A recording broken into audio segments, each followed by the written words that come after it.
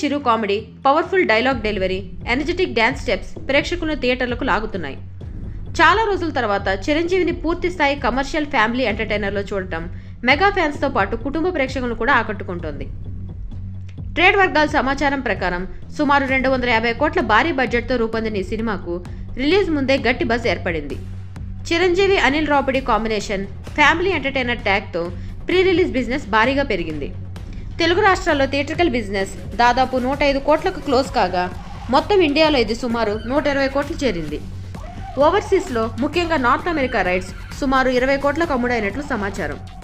మొత్తం world wide pre release business 140 నుండి 150 కోట్ల మధ్య జరిగిందని ట్రేడ్ అంచనా. ఈ లెక్కల ప్రకారం బ్రేక్ ఈవెన్ కోసం సినిమా 280 నుండి 300 కోట్ల గ్రాస్ వసూలు సాధించాల్సి ఉండగా తొలి వారం లోపే బ్రేక్ ఈవెన్ క్రాస్ అయింది.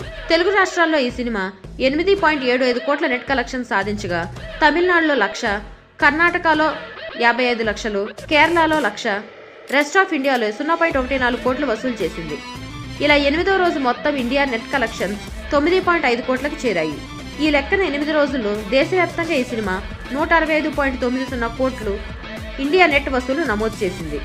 అదే సమయంలో ఇండియా గ్రాస్ కలెక్షన్స్ 197.10 కోట్లకు చేరాయి. ఓవర్సీస్ మార్కెట్లోనూ సినిమా మంచి ప్రదర్శన చూపిస్తూ 36.15 కోట్ల కలెక్షన్ సాధించింది. దీంతో 8 రోజులు వరల్డ్ వైడ్ కలెక్షన్స్ మొత్తం 233.25 కోట్లు చేరడం విశేషం. ఇక 9వ రోజు కలెక్షన్స్ కాస్త తగ్గే అవకాశం ఉంది. తెలుగు రాష్ట్రాల్లో ఆంధ్రప్రదేశ్, నైజాం కలిపి 7 నుండి 8 కోట్ల వరకు, కర్ణాటకతో పాటు ఇతర రాష్ట్రాల్లో సుమారు 2 కోట్లు, ఓవర్సీస్లో దాదాపు 0.5 నుండి 1 కోటి వరకు వసూలు చేసే అవకాశం ఉందని చెబుతున్నారు. ఈ లెక్కన 9వ రోజు వరల్డ్ వైడ్గా 10 నుండి 12 కోట్ల వరకు గ్రాస్ కలెక్షన్స్ వచ్చే ఛాన్స్ ఉందని ట్రేడ్ విశ్లేషకులు భావిస్తున్నారు. ఈ లెక్కల ప్రకారం మొత్తం 8 రోజుల్లో ఇండియన్ బాక్సాఫీస్ వద్ద 207 నుండి 210 కోట్ల నెట్ కలెక్షన్ సాధించవచ్చని అంచనా.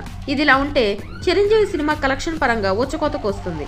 మూవీ మేకర్స్ ప్రకారం మెగాస్టార్ చిరంజీవి కెరీర్లో ఇప్పటి వరకు అత్యధిక వసూలు సాధించిన సినిమాగా ఉన్న సైరా 244 కోట్ల గ్రాస్ రికార్డును మనశంకర్ వరప్రసాద్ గారు బద్దలు కొట్టింది.